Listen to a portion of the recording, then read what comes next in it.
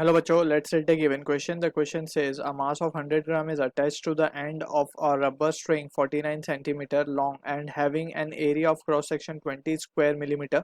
The string is whirled round horizontally at a constant speed of 40 revolution per second in a circle of radius 51 centimeter. We need to find the Young's modulus of a rubber.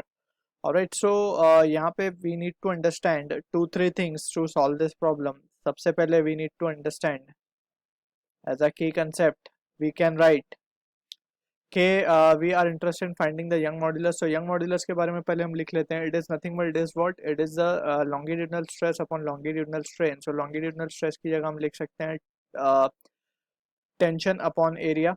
in upon strain की बात कर रहे हैं, so it will be length upon change in length. Alright, so this is how Young modulus can be written.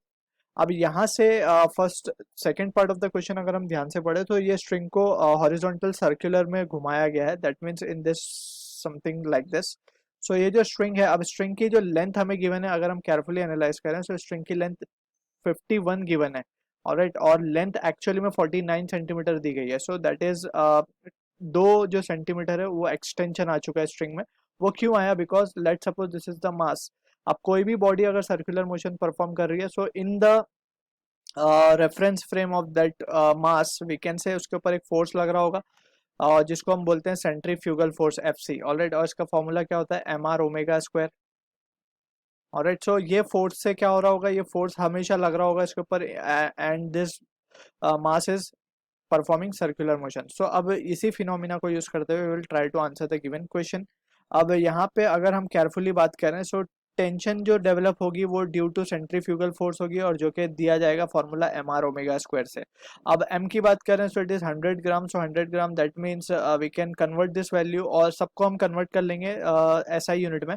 So 100 into 10⁻³ will be equals to we can write it as to be 0.1 into r की अगर हम बात करें, सो are यहाँ पे 51 centimetre है. Alright, so 51 into 10⁻² into, so यहाँ पे ओमेगा की बात अगर हम करें, so it is angular velocity. So angular velocity और हमें यहाँ पे फ्रीक्वेंसी गिवन है 40. So angular velocity can be written as 2 pi n और we can say it as to be 2 pi into 40 का square. So it will become 80 pi square. And after solving this value हमें जो value मिलेगी वो मिलेगी tension की. That will be equals to 3.218 into 10⁻³ newton. Alright, so ये value हमें मिली tension की. अब हम बात करते हैं एरिया ऑफ क्रॉस सेक्शन की. एरिया ऑफ क्रॉस सेक्शन अगर हम केयरफुली एनालाइज करें, so area of cross section हमें गिवन है 20 स्क्वायर मिलीमीटर. सो इसको हमें कन्वर्ट करना पड़ेगा, दैट इज मिलीमीटर स्क्वायर है. सो मिलीमीटर को हम क्या लिख सकते हैं? 10⁻³ मीटर इसका square. So that will be equals to 20 into 10⁻6 और वी कैन से 2 इंटू 10⁻5 मीटर स्क्वायर. सो अब एरिया भी आ चुका है. लेंथ की अगर हम बात करें, सो लेंथ हमारे पास है 49 सेंटीमीटर और we can write it as to be 49 10⁻² लिख देते हैं इन मीटर्स. ऑलराइट, अब finally we have delta L also. Delta L क्या होगा? 51 माइनस ऑफ 49. अगर हम ये करते हैं, so it will be equals to 2 centimetre और it can be written as 2 into 10⁻² metres.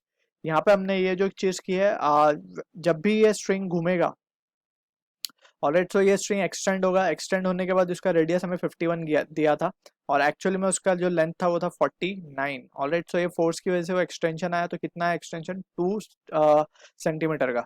So from this अब we can be able to easily calculate the value of T.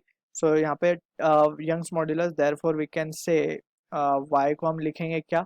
t जो मिला है हमें 3.2 इंटू 3.218 इंटू 10⁻³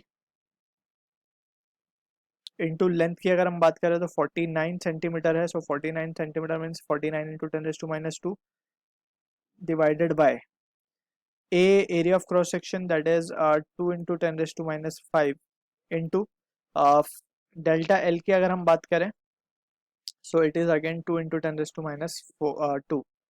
सो finally हम कह सकते हैं this value can be written as, यहाँ पे हम देखें तो नीचे होगा 4. सो पहले हम ऑर्डर्स को देख लेते हैं. तो इट विल बी -7 एंड ऊपर जो है वो है 1.